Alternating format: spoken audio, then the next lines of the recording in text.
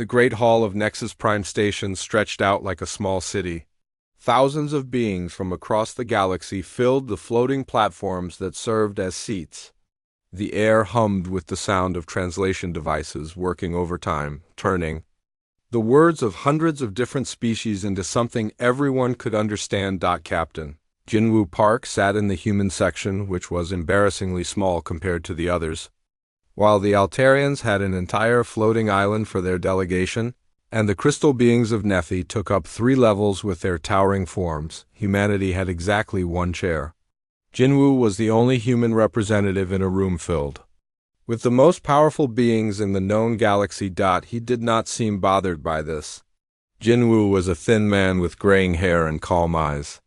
He wore the simple blue uniform of Earth's colonial navy, which looked plain next to the golden armor of the Altarians or the living metal suits of the Corvan Empire. But he sat straight and watched everything with the patience of someone who had learned to wait. Admiral Timmons stepped onto the central platform. The Altarian was tall and elegant, with skin that seemed to glow with its own light. His voice carried easily through the hall without any need for amplification. "Fellow beings of the Coalition," Timmons began, "we face the greatest threat our galaxy has ever known. The Devourers have returned." A wave of fear moved through the crowd like wind through grass. Some beings made sounds of distress in their own languages. Others went completely silent. The Devourers were legend to most species, stories told to frighten children. But to the oldest races they were a nightmare made real. "Our deep space monitors detected the first signals 3 days ago," Timmons continued. "The same energy patterns our ancestors recorded before the Great Silence began. They are coming back to finish what they started 10,000 years ago." Holographic images appeared above the platform. Ancient recordings showed vast machines the size of moons, consuming entire star systems and turning them into more machines. Civilizations that had ruled the galaxy for millions of years simply vanished, leaving behind only empty worlds and twisted metal. "We know from the old records that they learn from everything they encounter," Timmons said. "Every weapon we use against them they adapt to. Every defense we build they overcome. They grow stronger with each battle." Counselor Soman, another Altarian with silver markings on her face, rose from her seat. "But we are not the same weak civilizations they destroyed before. We have the combined fleet. We have technologies our ancestors never dreamed of. This time we can fight back." Cheers erupted from many sections of the hall. The younger species, those who had only heard stories of the Devourers, seemed excited at the chance to prove themselves. The older races looked less certain. Tam Ein raised his hand for silence. "That is why we have called this gathering. Every member of the Coalition must contribute their finest warships to the combined fleet. Together, we will show these machines that the galaxy is no longer defenseless." One by one, the species began to pledge their forces. The Altarians offered 500 of their newest dreadnoughts, each one capable of destroying a small planet. The crystal beings of Nethi promised 300 energy ships that could turn matter into pure light. Even smaller species like the insect-like Vorthak pledged dozens of their biodash ships. The numbers grew larger and larger. Soon, the combined fleet would have over 3,000 of the most advanced warships ever built. Beings throughout the hall felt their confidence growing. Surely no enemy, no matter how ancient or powerful, could stand against such a force. Finally, Timmons turned to the human section.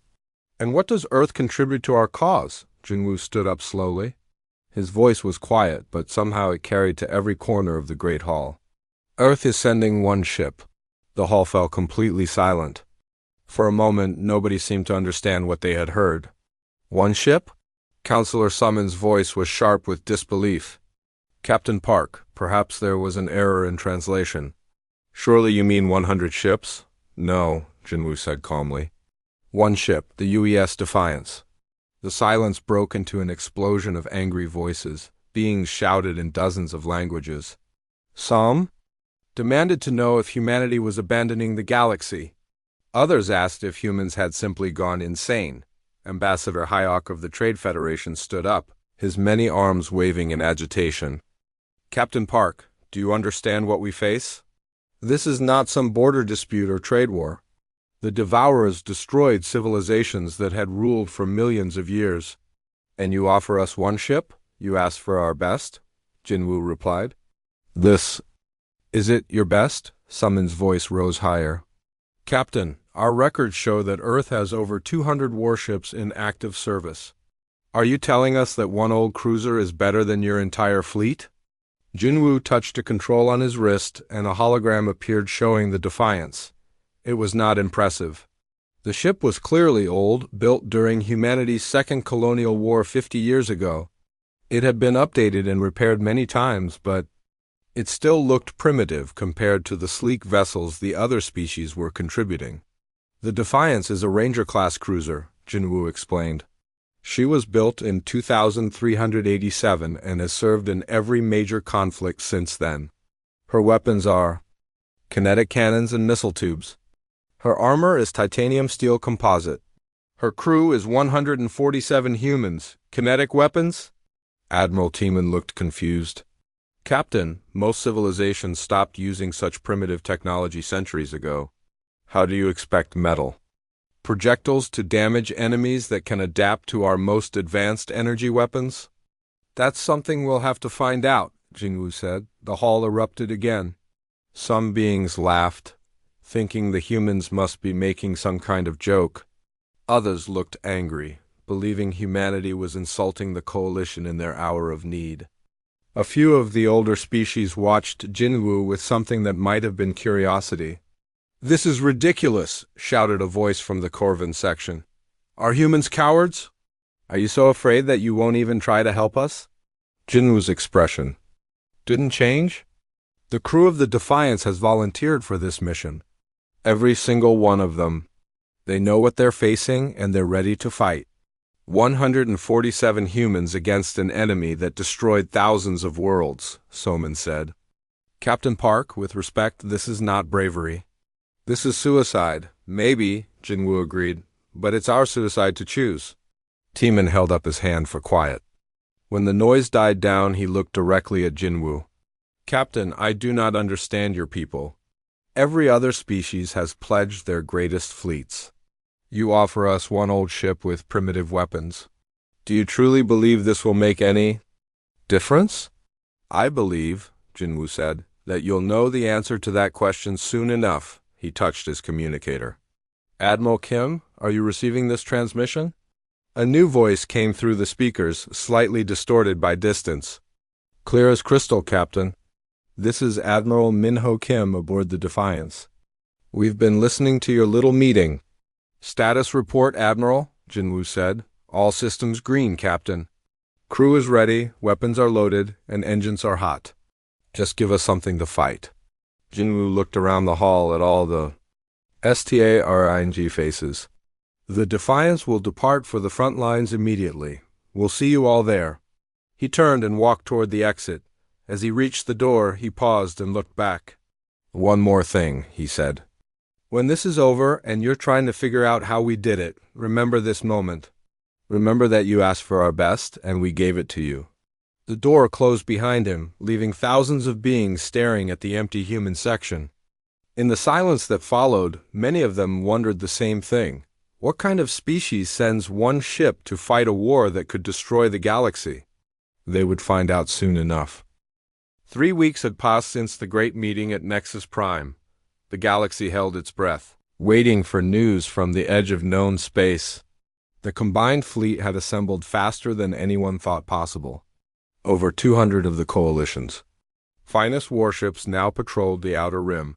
Searching for any sign of the ancient enemy, Admiral Tiemann stood on the bridge of his flagship. The Eternal Glory, the massive Altarian dreadnought, was 3 kilometers long and armed with weapons that could crack planets. Around him, his crew worked quietly at their stations, monitoring deep space sensors that reached out into the dark between stars. "Sir," called his sensor officer, her voice tight with tension.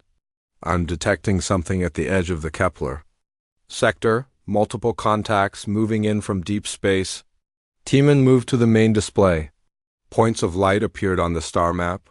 dozens of them, moving in patterns that hurt to look at. They seemed to shift and change even as he watched, following paths that made no sense according to any known physics. "How many?" he asked. "Difficult to say, sir. The contacts keep splitting and merging, at least 50, maybe more." Tiemann opened a channel to the rest of the advanced fleet. "All ships, this is Admiral Tiemann. We have contact with unknown vessels. In the Kepler sector, all units moved to intercept immediately." The response was instant. 200 warships turned as one and began accelerating toward the edge of the system.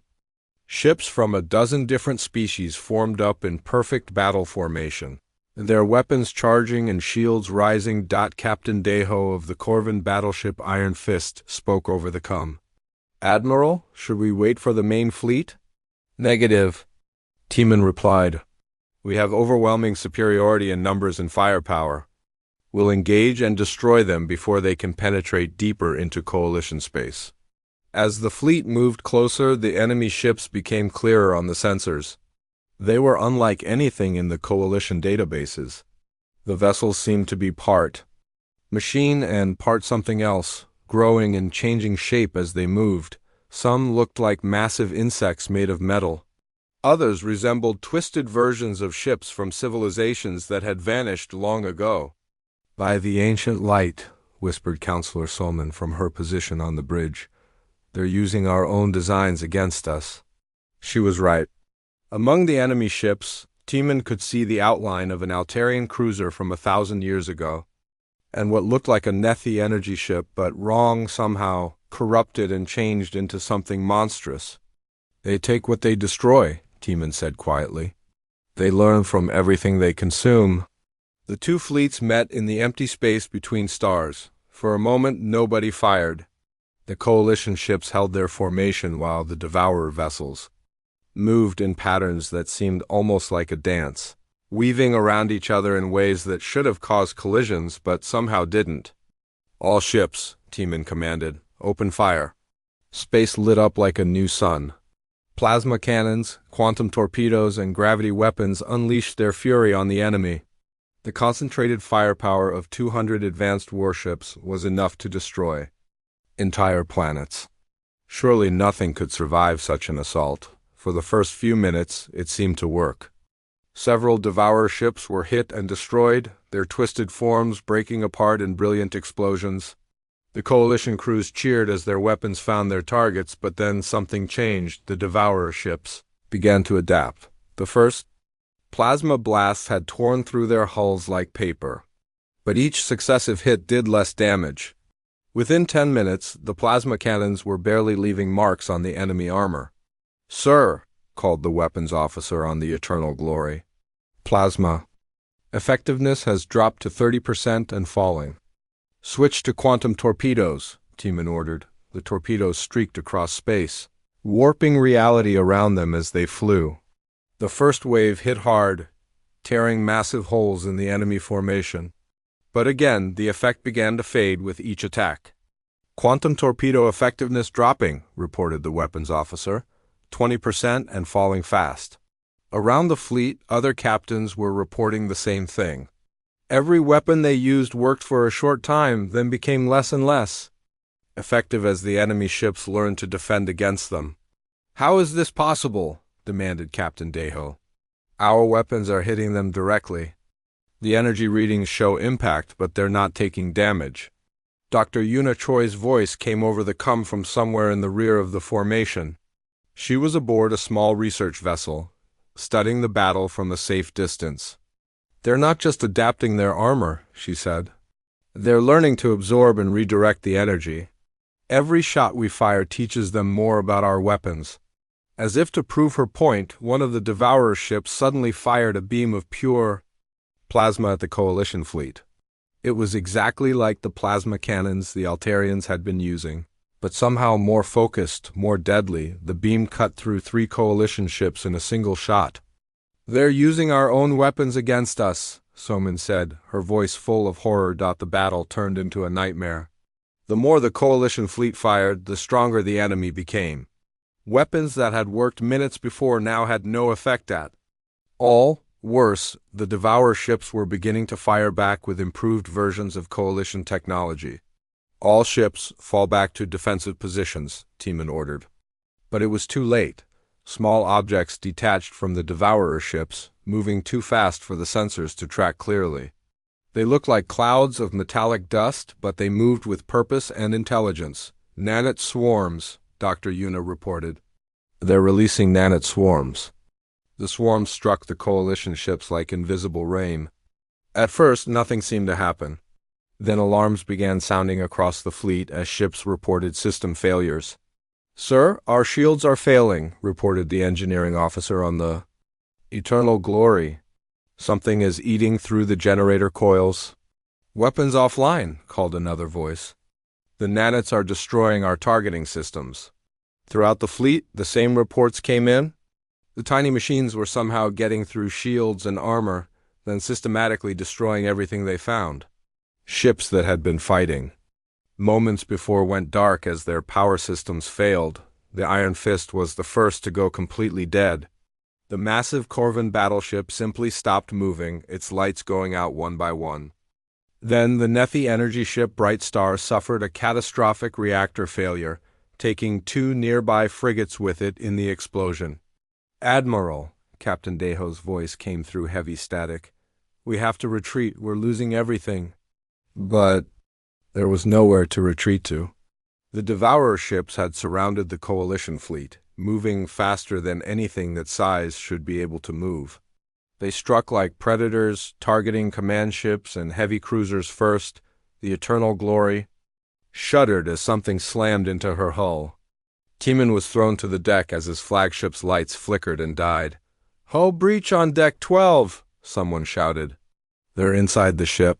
Through the bridge windows, Tiemann could see shapes moving in the corridors of his own ship. They looked like metal spiders the size of humans, cutting through bulkheads and consuming everything in their path. "Abandon ship," he ordered. "All hands, abandon ship immediately." But there were no escape pods left. The nanites had eaten through them first. As consciousness faded. Tiemann's last sight was of the Devourer ships growing larger and more complex, absorbing the wreckage of his fleet and adding it to their own twisted forms. In less than 4 hours, 200 of the galaxy's finest warships had been completely destroyed or consumed. The advanced fleet was gone. The enemy had learned everything about Coalition weapons and defenses. And somewhere in the dark between stars, they were already building more ships, incorporating everything they had just learned. Hours later, a single human ship dropped out of hyperspace at the edge of the battlefield. The used Defiance moved slowly through the wreckage, her sensors recording everything while her crew studied the remains of the greatest naval disaster in galactic history. Captain Jinwoo stood on his bridge, looking at the twisted metal that had once been the pride of the Coalition fleet. Around him, his officers worked quietly, analyzing the sensor data and trying to understand what had happened. "Analysis, Commander Lee," he said. Commander Subin Lee looked up from her station. "The enemy ships adapted to every weapon type within minutes of first contact. Energy weapons became completely ineffective. The nanite swarms bypassed all known defenses." "How long before they adapt to kinetic weapons?" asked Lieutenant Wusong Han. "Unknown," Subin replied, "but based on these patterns, probably not long." "Doctor." Yuna Choi spoke from her science station. "Captain, I'm seeing something interesting in the adaptation patterns. They follow predictable mathematical sequences. It's almost like they're following a program." Jinwoo nodded slowly. "They learn from everything they encounter. But that might also be their weakness." "Sir?" Subin looked confused. "If they learn from everything," Jinwoo explained, "then we just have to teach them the wrong lessons." The Defiance continued her patrol through the graveyard of ships, while her crew began to plan for a war unlike any the galaxy had ever seen. The news of the advanced fleet's destruction spread across the galaxy like wildfire.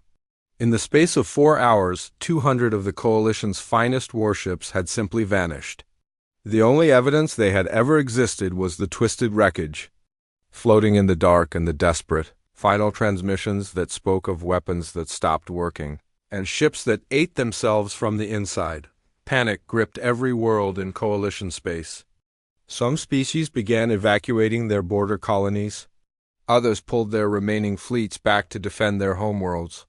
The carefully planned strategy of meeting the enemy at the edge of space had crumbled before the first real battle had even begun. But Admiral Soman refused to give up.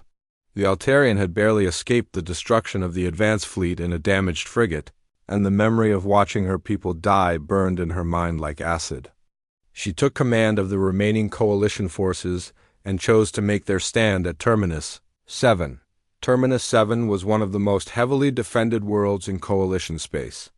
The planet itself was protected by massive orbital defense platforms, each one armed with weapons powerful enough to destroy a moon. Around the planet, a network of sensor stations and automated defense satellites created a web of overlapping fire zones that should have been impossible to penetrate. Over 2,000 warships gathered at Terminus 7. Every species in the coalition had sent everything they could spare. Altarian dreadnoughts floated next to Nethi energy ships and Korvan bio-cruisers. The combined firepower assembled around the planet could have conquered half the galaxy in ordinary times. "This time will be different," Soman announced to the fleet commanders during their final briefing. "We know what to expect now. We won't make the same mistakes as the advance fleet." The plan was simple and brutal. The moment the Devourers appeared, every ship would open fire with everything they had. No holding back, no careful tactics. Just overwhelming firepower designed to destroy the enemy before they could adapt. "We hit them with everything at once," explained General Tewu of the Korvan forces. "Plasma, quantum torpedoes, gravity weapons, everything. Even if they can adapt to individual weapon types, they can't adapt to everything simultaneously." It seemed like a good plan. The coalition commanders felt confident for the first time since the war began. They had learned from their mistakes and corrected them. This time they would be ready. The used Defiance arrived at Terminus 7 2 days before the expected enemy attack. The human ship was assigned to what the coalition politely called observation duty, which really meant they would stay in the back where they couldn't get in the way of the real fighting. Captain Jinwoo didn't seem bothered by this arrangement.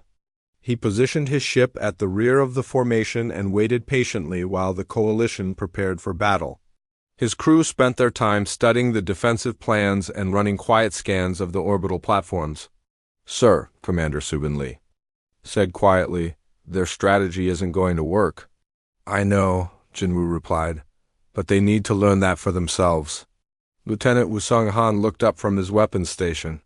"The Devourers will adapt to everything they throw at them." "Oh, this firepower will just make the enemy stronger." "Probably," Jinwoo agreed, "but that might give us the opening we need."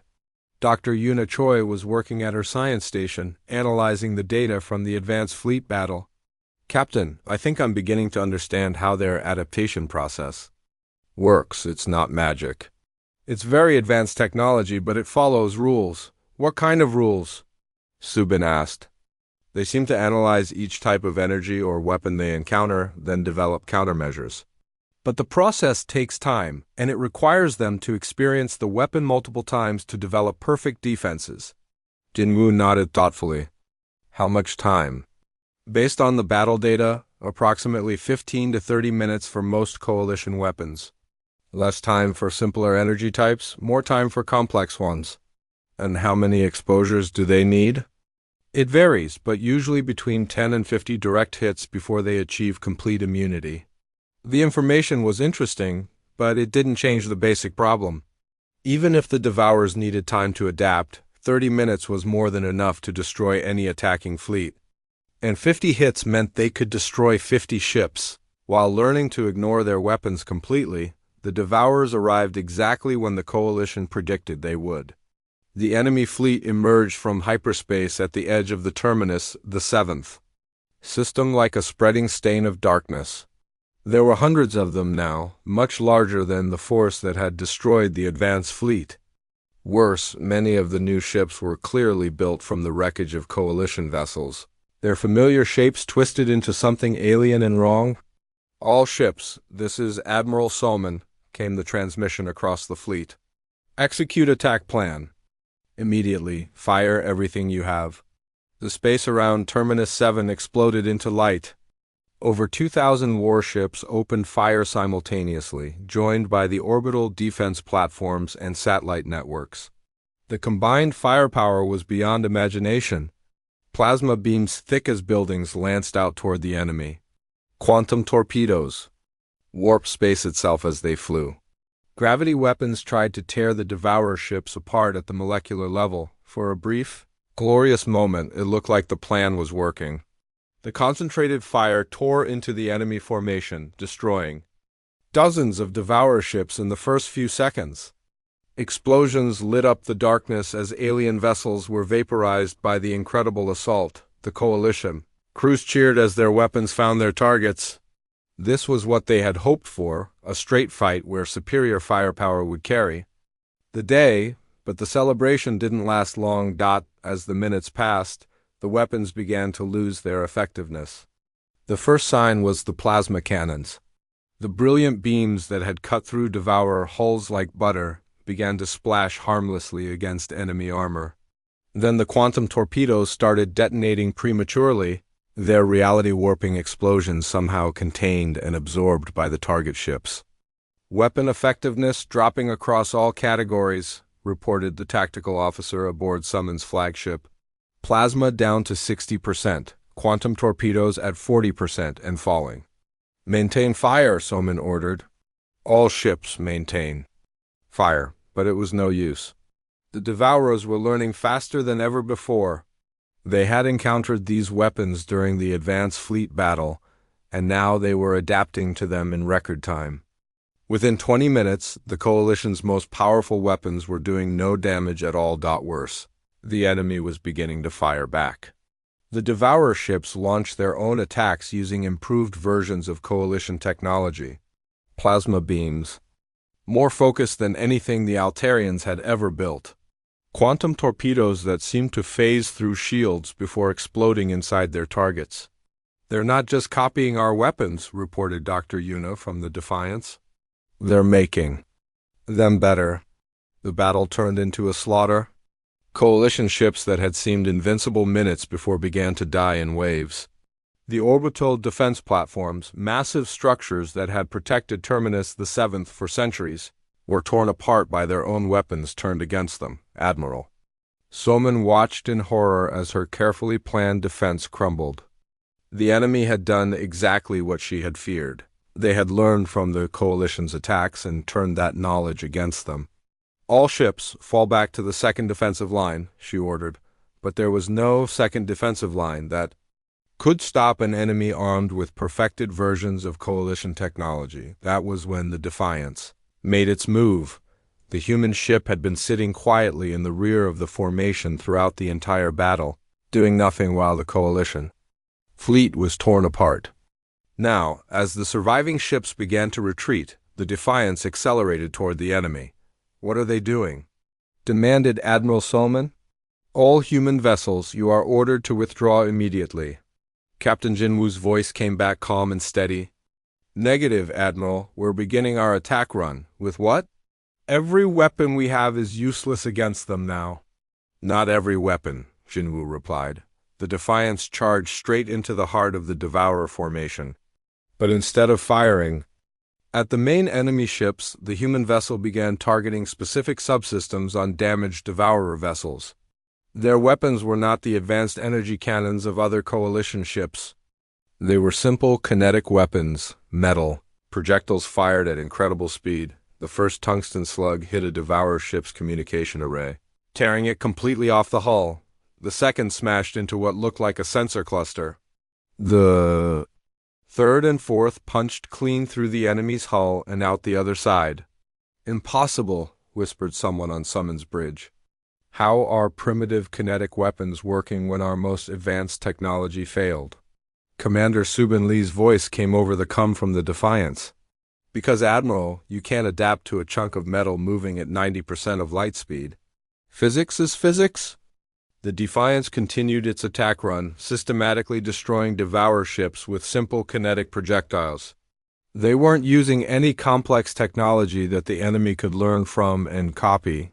They were just throwing rocks very, very fast. Within 30 minutes, the human ship had destroyed 12 Devourer vessels and damaged dozens more. It wasn't enough to save the Coalition fleet, but it proved something important. The Devourers could be hurt as the defiance fee. The fall of Terminus, the Seventh, sent shockwaves through what remained of Coalition space. 2 major fleets had been destroyed, and the enemy was advancing deeper into the galaxy every day. Panic spread from world to world as governments tried to evacuate their populations or prepare hopeless defenses, but in the chaos, something unexpected began to happen. Stories spread about the single human ship that had fought when everyone else was retreating. Word got out about primitive weapons that somehow worked when the most advanced technology failed. The used Defiance became a symbol, though nobody was quite sure what it symbolized. Some called the humans crazy. Others whispered that maybe crazy was exactly what the galaxy needed. The Defiance didn't return to any safe harbor after the battle. At Terminus 7, instead, Captain Jinwoo took his ship deeper into enemy territory, showing up at battles across 3 different sectors.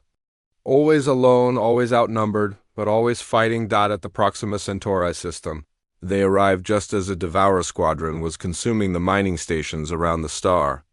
The enemy ships had grown fat and lazy, feeding on the metal and machinery of human civilization.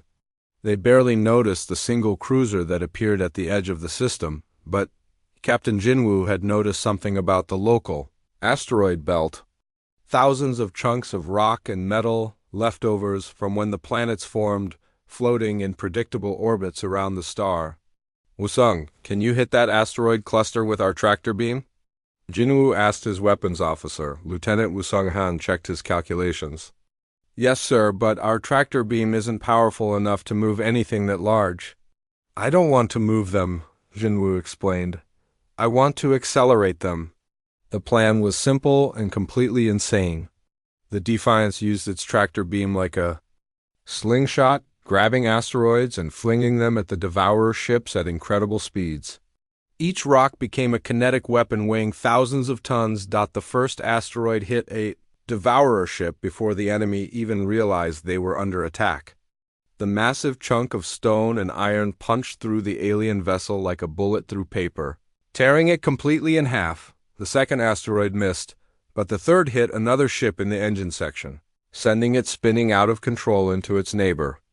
The fourth and fifth asteroids were intercepted by enemy fire, but the debris from their destruction created a cloud of high-speed fragments that damaged several more ships. By the time the Devourers figured out what was happening and began to retreat, 3 of their ships were destroyed and 2 more were badly damaged.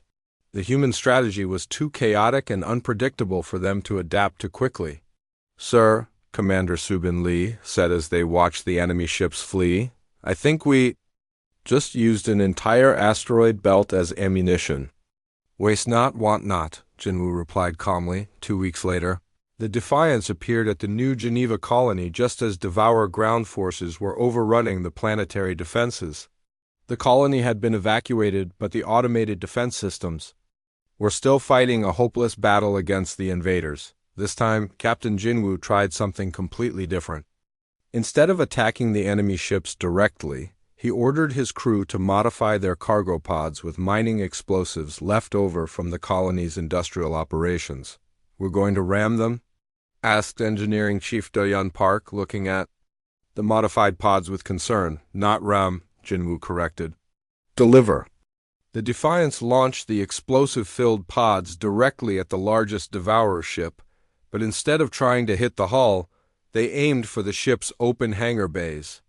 The pods sailed inside the enemy vessel before detonating, tearing the ship apart from within.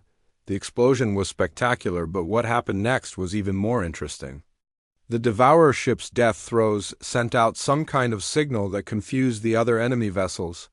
For several minutes, they seemed unable to coordinate their movements or adapt to new threats. Dr. Yuna Choi studied the sensor readings with growing excitement. Captain, I think we disrupted their communication network. They're having trouble sharing information between ships. which means, Subin Lee realized, they can't learn from each other as quickly. It was a small victory, but it taught them something important about their enemy. The Devourers were incredibly advanced, but they relied on coordination and shared learning. Disrupt that communication, and they became vulnerable. Over the following months, the Defiants appeared at battlefields across the galaxy, always trying new and increasingly desperate tactics. They used emergency life pods as guided missiles. They detonated their own waste recycling systems to create toxic clouds that confused enemy sensors. They even broadcast human music at Devourer ships, which somehow caused minor disruptions in their navigation systems. Each battle taught Dr. Yuna Choi more about how the enemy adaptation process worked. She spent her days analyzing sensor data and building a picture of the alien intelligence they were fighting. They're not evil, she explained to the crew during one of their planning sessions. They're just following their programming, like a very advanced computer virus that consumes everything it encounters. That doesn't make them any less dangerous, pointed out Lieutenant Wusung Han. No, Yuna agreed. But it means they have predictable limitations. They adapt to complex technology because that's what they're designed to do. But they struggle with simple, chaotic systems.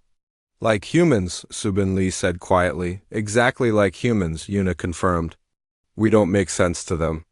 Our tactics are unpredictable, illogical, desperate. Their pattern recognition systems can't find the logic in what we do because there isn't any logic. So you're saying our greatest strength against them is that we're crazy? Asked Do-Yeon Park. I'm saying, Yuna replied, that they're expecting us to fight like civilized species. They're not prepared for humans. Word of the Defiance's unconventional tactics began to spread among the surviving coalition forces.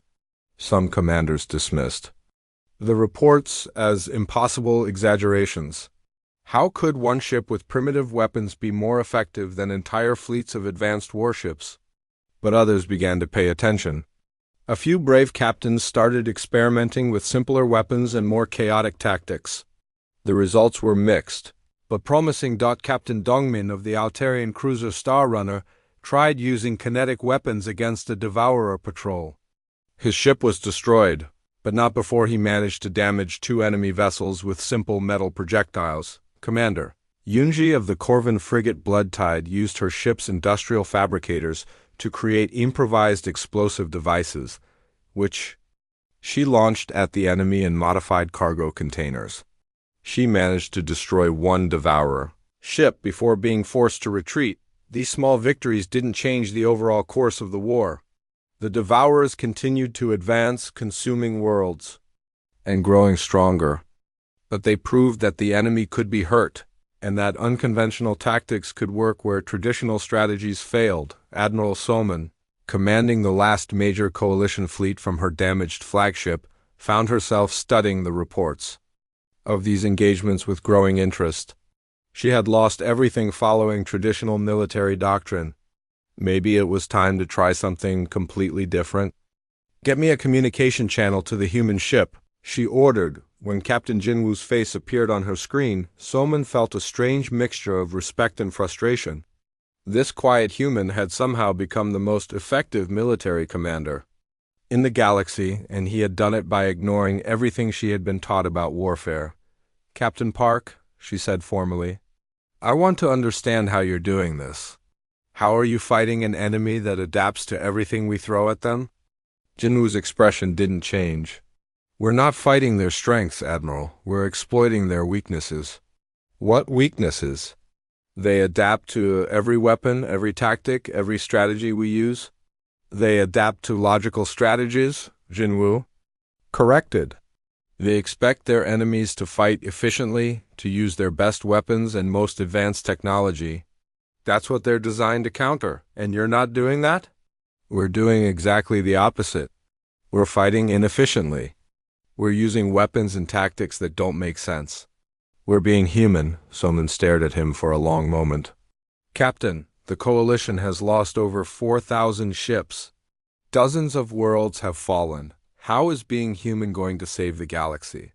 I don't know if it will, Jinwoo admitted, but it's the only advantage we have. The Devourers can copy our technology and adapt to our strategies.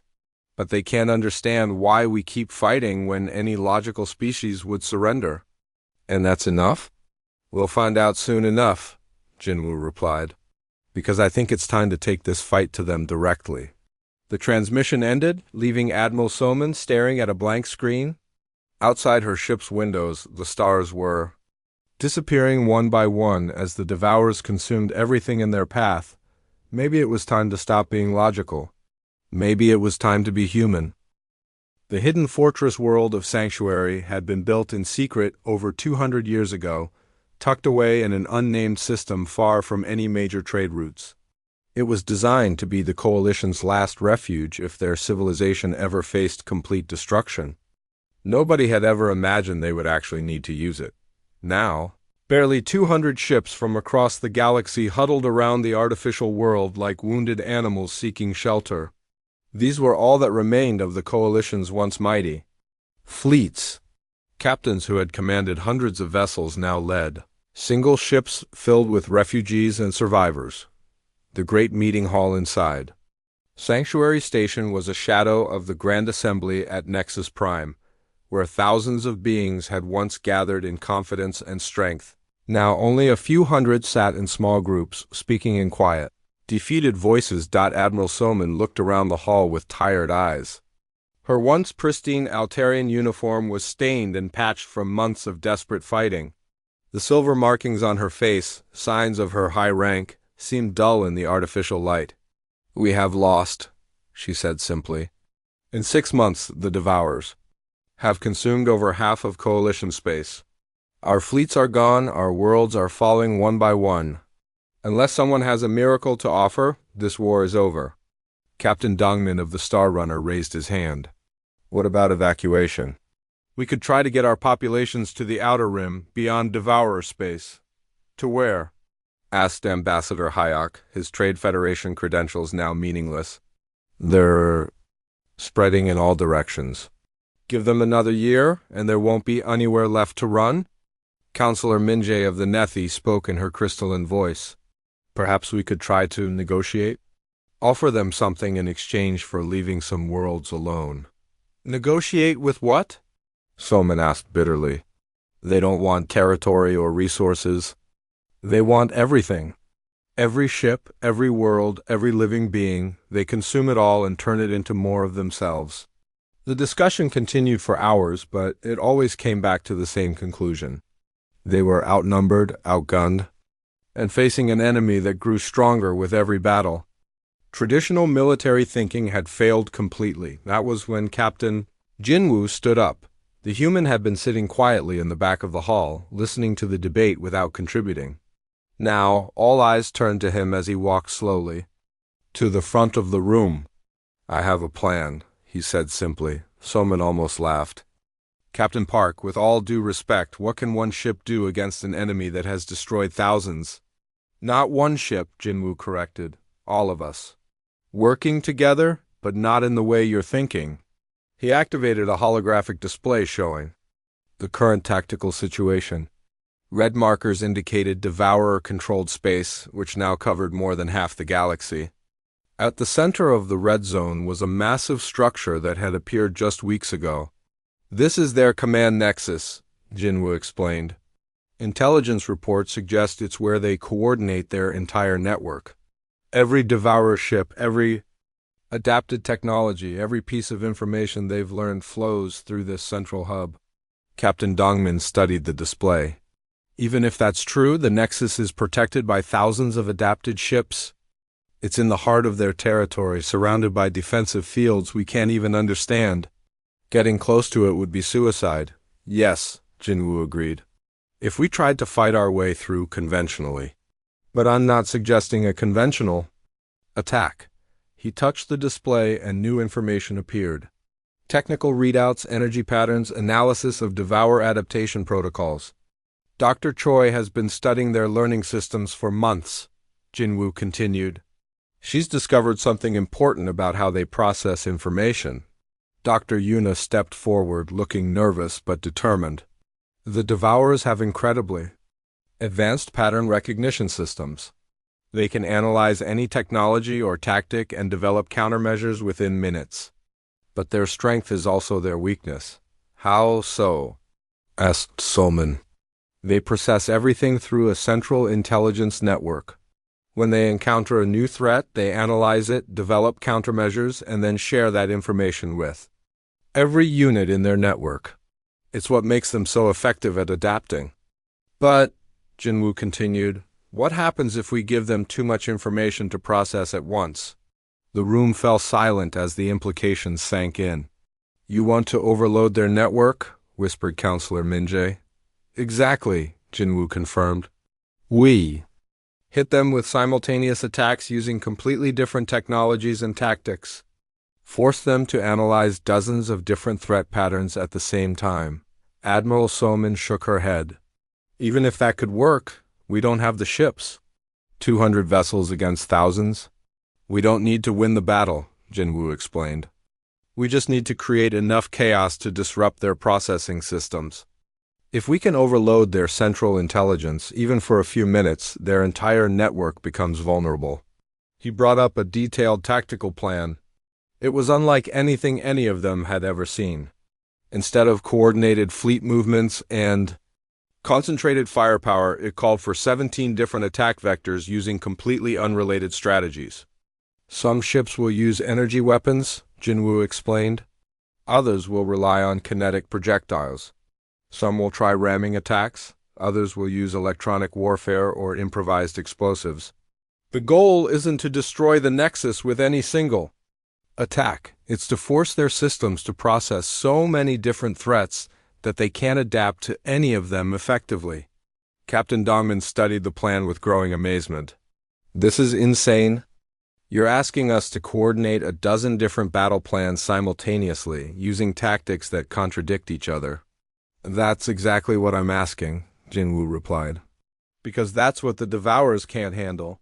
Logical, coordinated attacks they can adapt to. Pure chaos they cannot, Ambassador Hayek raised a concern. Captain, even if this somehow works, what's to stop them from rebuilding their network after we destroy the Nexus? Nothing, Jinwoo admitted. But if we can disrupt their central coordination, even temporarily, it might give the galaxy time to evacuate or find other solutions. And if it doesn't work? Soman asked. Lieutenant Wu Sung-han answered from beside his captain. Then we go down swinging. It's what humans do. The debate that followed was intense.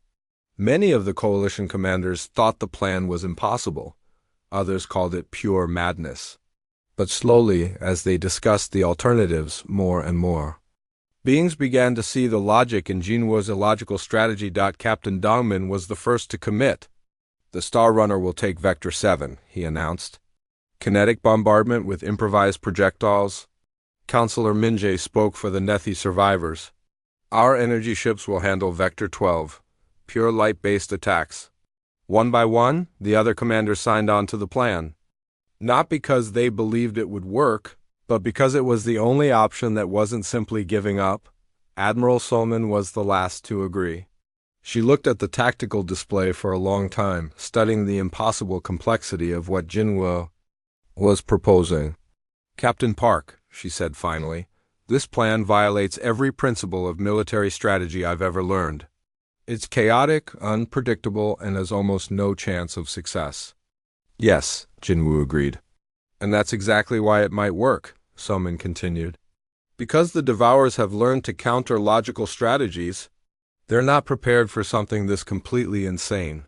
She stood up and faced the assembled survivors. All remaining coalition forces will participate in Operation Human Shield, she announced, using the code name Jinwoo had suggested. We attack the Devourer Nexus in 72 hours. As the meeting broke up and commanders began preparing their ships, Ambassador Hayek approached Captain Jinwoo with a question that had been bothering him. Captain, why do you call it Human Shield? We're not protecting anything. We're attacking. Jinwoo's expression was calm as always. We're protecting the future, Ambassador. The future of every species in the galaxy. And sometimes the best way to protect something is to attack what threatens it. But why Human Shield specifically? Because Jinwoo replied, "This plan only works if we think like humans, illogically, desperately, with absolute refusal to accept defeat even when defeat is certain." Hayek nodded slowly. "And you think that's enough?" "I think," Jinwoo said, "that we're about to find out what happens when the entire galaxy learns to be human." Outside the station, technicians and engineers worked frantically to prepare the ships for the most desperate mission in galactic history. They had 72 hours to coordinate 17 different attack plans, modify weapon systems for maximum chaos, and somehow convince 200 different crews to work together, while following completely contradictory orders. It should have been impossible. But then again, so was everything humans had accomplished since the war began. 72 hours passed in a blur of desperate preparation.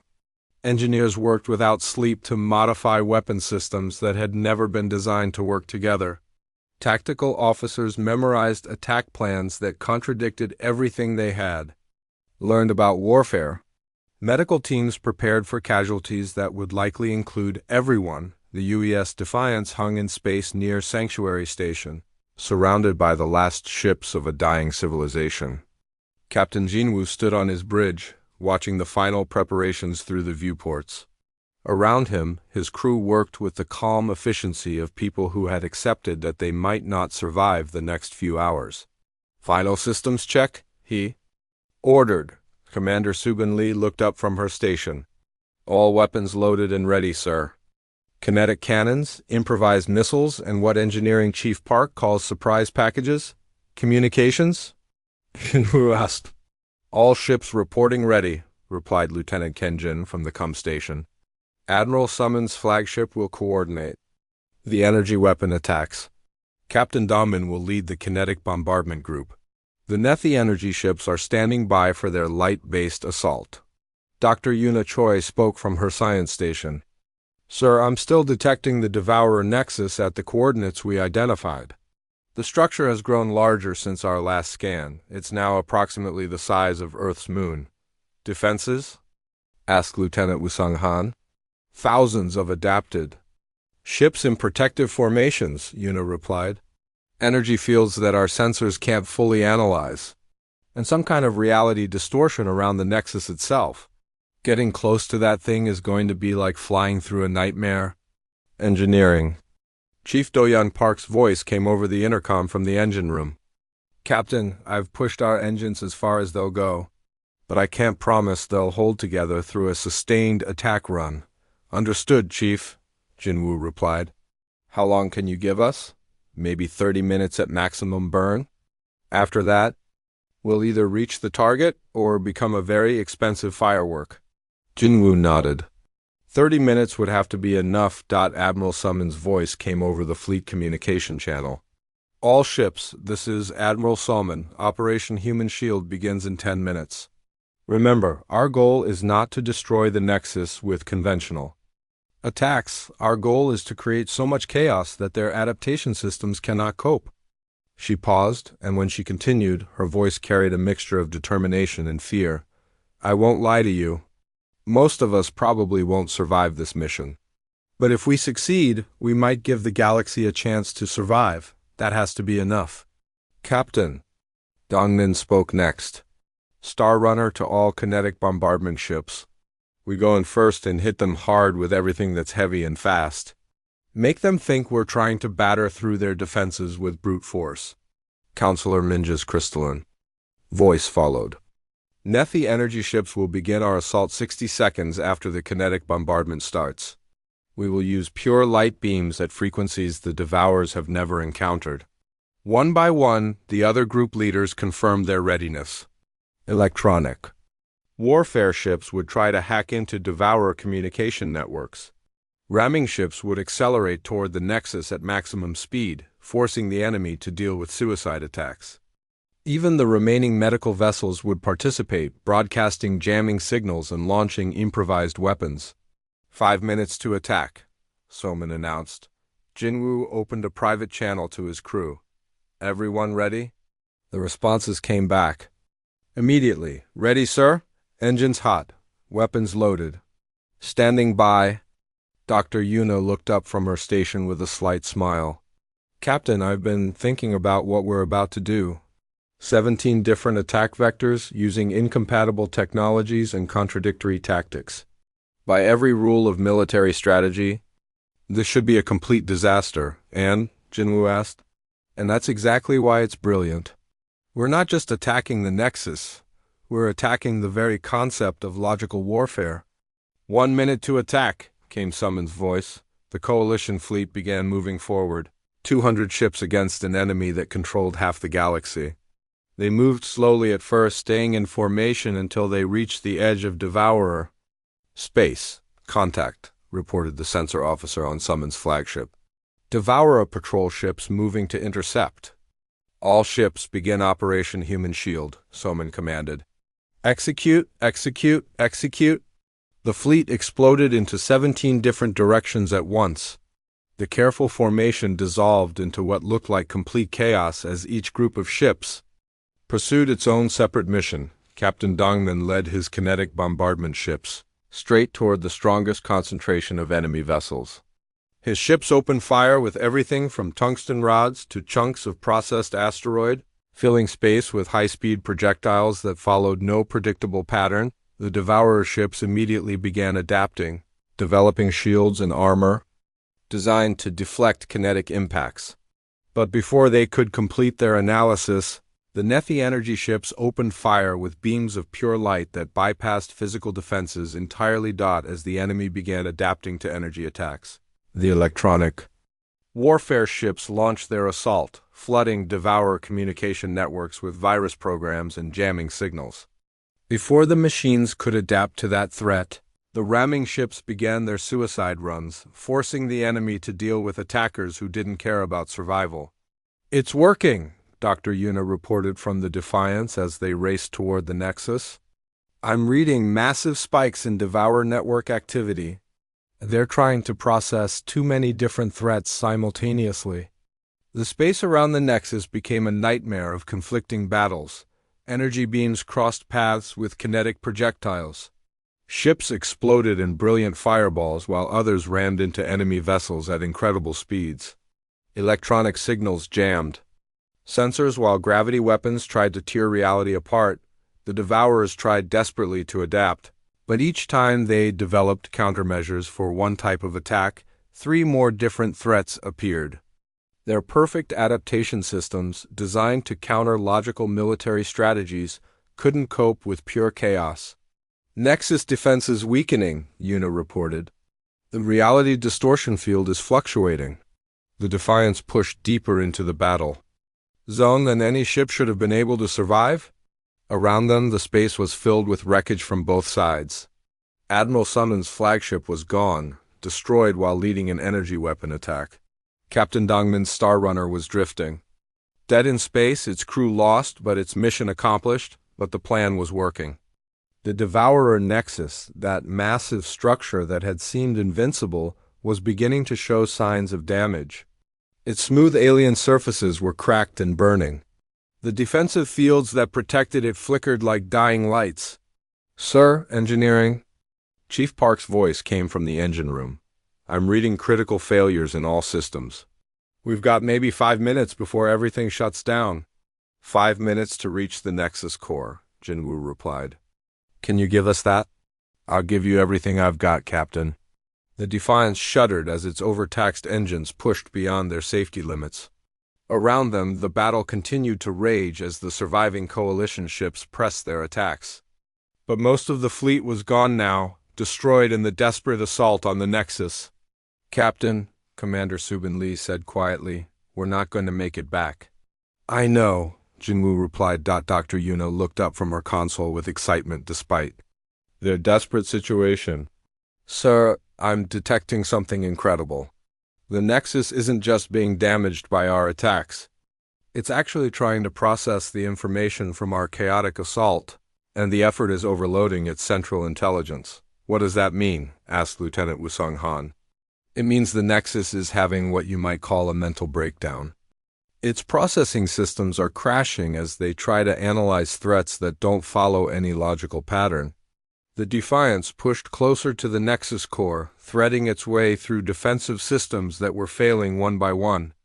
The massive alien structure loomed ahead of them, larger than any moon, its surface crawling with mechanical systems that seemed to writhe in pain. "All crew to escape pods," Jinwoo ordered. "We're going to ram the core." But Commander Subin Lee didn't move from her station. Neither did Dr. Yuna or Lieutenant Wusung Han or any of the bridge crew. "Sir," Subin said calmly, "humans don't abandon each other. We finish this together." Jinwoo looked around at his crew, these humans who had followed him through an impossible war against an unbeatable enemy. They were about to die and they all knew it, but not one of them showed fear. "Together then," he said simply. The Defiance accelerated toward the Nexus core, its engines screaming in protest as Engineering Chief Park pushed them past every safety limit. Behind them, the last ships of the Coalition fleet continued their chaotic assault, buying precious seconds with their lives. "Impact in 30 seconds, Subin reported. 20 seconds. 10 seconds. The Nexus filled their view screen, a wall of alien metal and energy that seemed to stretch to infinity.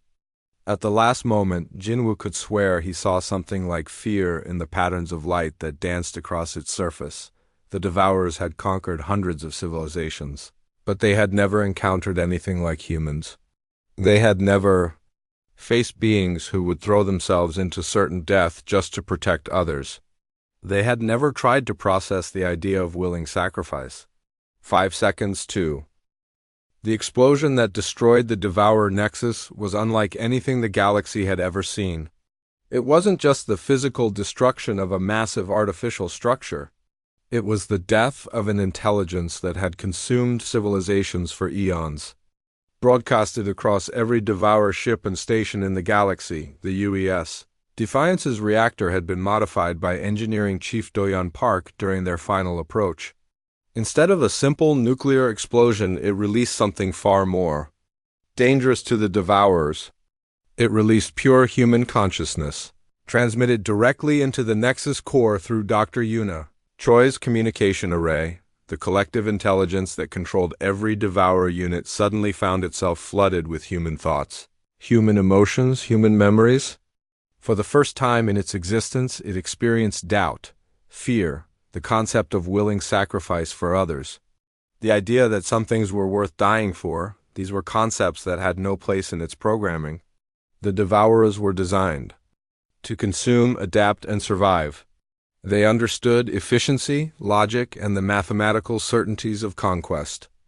They had never encountered beings who would choose death over abandoning their friends. The Nexus tried to process this information, to analyze it and develop countermeasures. But how do you counter the concept of love? How do you adapt to the idea of sacrifice? How do you defend against beings who refuse to be logical? The central intelligence crashed like a computer trying to divide by zero. The effect cascaded through the entire Devourer network instantly. Ships that had been methodically conquering worlds suddenly stopped moving. Planetary invasion forces went silent in the middle of battles. The vast machine intelligence that had threatened to consume the galaxy simply stopped. 3 days later, Coalition search and rescue teams arrived at the site of the final battle. They expected to find nothing but wreckage and debris. The Nexus was gone, vaporized in the explosion. The space around it was filled with the remains of both Coalition and Devourer ships, but then sensors detected something impossible. Life signs. Captain Minho of the rescue ship Dawn's Hope couldn't believe what his scanners were telling him. "Are you sure these readings are correct?" His sensor officer checked the data again. "Confirmed, sir." Multiple life pods in the debris field.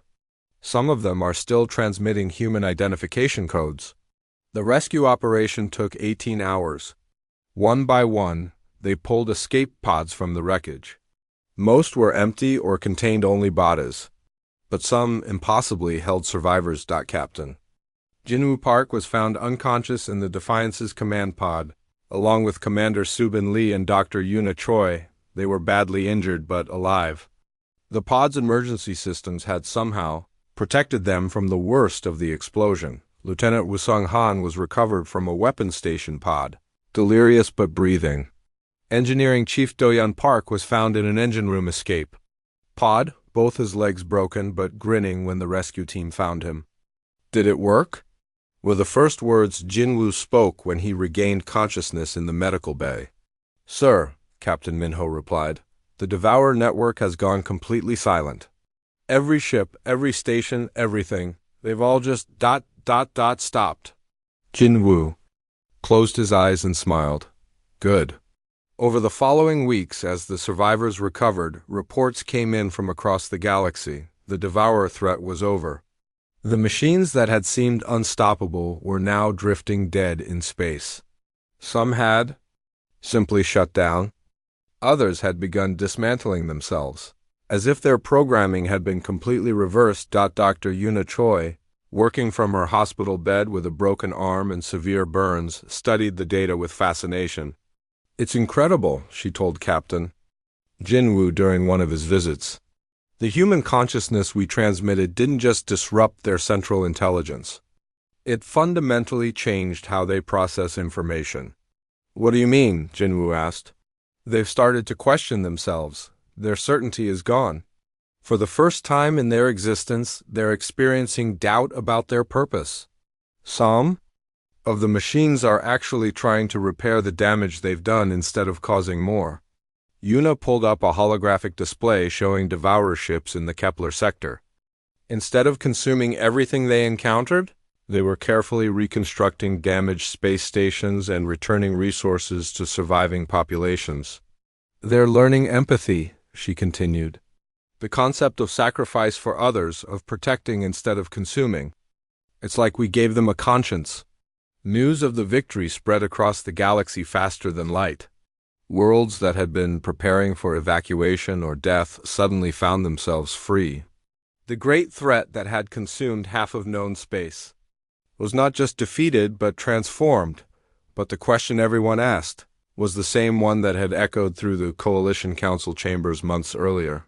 Just one ship? Why did they send only one ship? The answer came from Admiral Minho Kim's personal log, recovered from the Defiance's black box. The recording had been made just before the final attack, when the crew knew they probably wouldn't survive. "To anyone who finds this recording," Admiral Kim's voice said calmly, "you're probably wondering why Earth sent only one ship to fight a war that threatened the entire galaxy. The truth is, we didn't send one ship. We sent what one ship represents." The recording continued as rescue teams and historians listened in silence. Other species sent their best weapons, their most advanced technology, their finest strategies. Humanity sent something different. We sent the refusal to accept defeat. We sent the willingness to sacrifice everything for others. We sent the absolute conviction that no enemy is unbeatable if you're willing to pay the price to beat them. Kim's voice paused, and in the background they could hear the sounds of the Defiance preparing for its final mission. The Defiance and her crew weren't just one ship fighting impossible odds. They were the physical embodiment of the human spirit. And sometimes that spirit concentrated in the right place at the right time is enough to change everything. The recording ended with Kim's final words. "We didn't save the galaxy with superior firepower or advanced tactics. We saved it by being human, by refusing to give up when any logical species would have surrendered. That's what one ship was enough to do." Years passed. The galaxy rebuilt itself slowly, cautiously. The Devourers, transformed by their contact with human consciousness, became helpers instead of destroyers. They used their incredible technology to repair worlds they had damaged and to protect civilizations from other threats, but the true monument to the war wasn't any rebuilt city or restored world.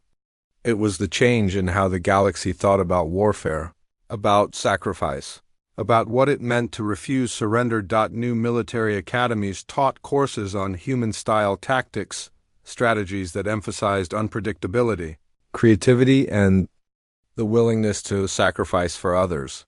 Young officers from dozens of species learned to think beyond logic and efficiency. Captain Jinwoo Park, promoted to admiral after the war, established the Human Spirit Institute on the rebuilt Nexus Prime station.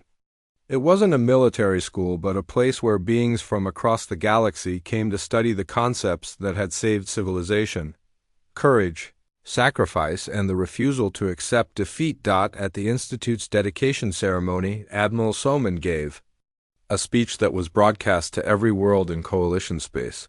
For too long, she said, we believed that the strongest weapons were the most advanced technologies, the largest fleets, the most sophisticated strategies. The humans taught us that the strongest weapon is the refusal to let evil win. She gestured to a simple monument that stood in the center of the Institute's courtyard. It was a piece of metal from the UES Defiance, twisted and scarred, but still recognizable as part of a human ship. When young beings ask why the humans were honored above all other species for their role in the Devour War, the answer is always the same. Because when everyone else sent their best weapons, humanity sent their best people. And sometimes that makes all the difference. The monument bore a simple inscription, U.S. Defiance. One ship was enough. But those who looked closer could see smaller text below, because it carried the human spirit, and the human spirit never surrenders. In the end, that was why one ship had been enough. Not because of its weapons or its crew or its technology, but because it represented something the galaxy had almost forgotten. That sometimes the impossible becomes possible when someone refuses to believe an impossible the Devourers had conquered with logic and efficiency.